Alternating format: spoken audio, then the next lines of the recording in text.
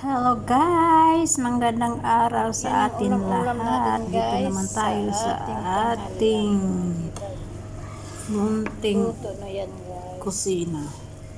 Luto tayo nito guys, ito ang ating ulam. Nalinisan ko na to guys. Ayan. Nalinis natin.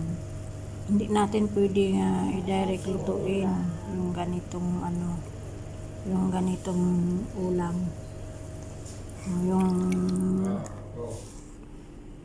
tawag dito ng balon-balunan ng manok. Ayan kasi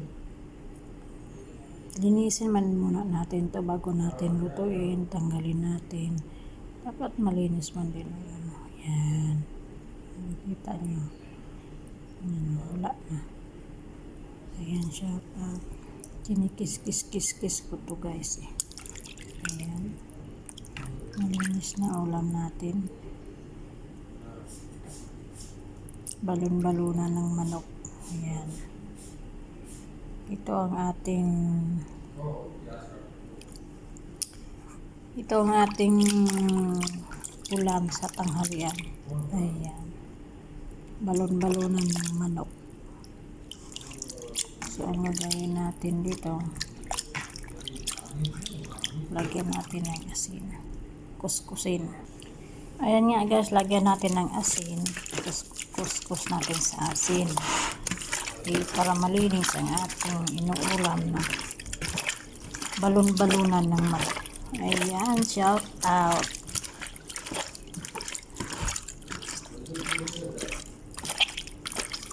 Ganito po ang guys, maglinis ng balon-balunan ng manok.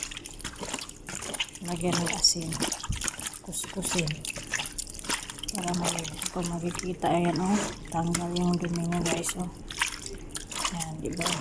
Ito nito, linisin natin ng ayos kasi tayo lang ang kumakain, diba guys? Yan nga siya guys. Ayan, magisa na natin.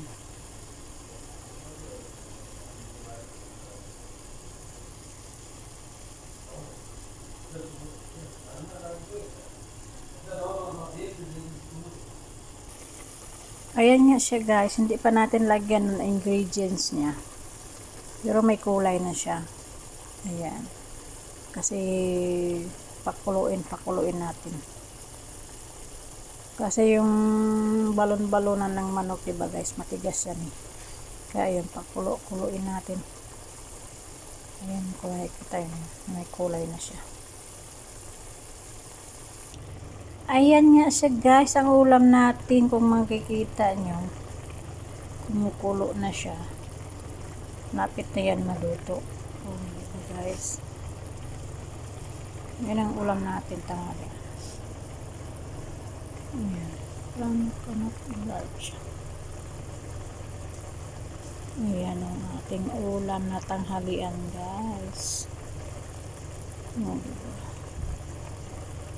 Ayan, pakuluin natin ng pakuluin para medyo malambot yung ulam natin kasi yung balon-balonan, diba guys, matitigas yan. So pakuluin natin ng pakuluin hanggang medyo malambot siya. Ayan, kung makikita nyo, malapit na maluto. Ayan,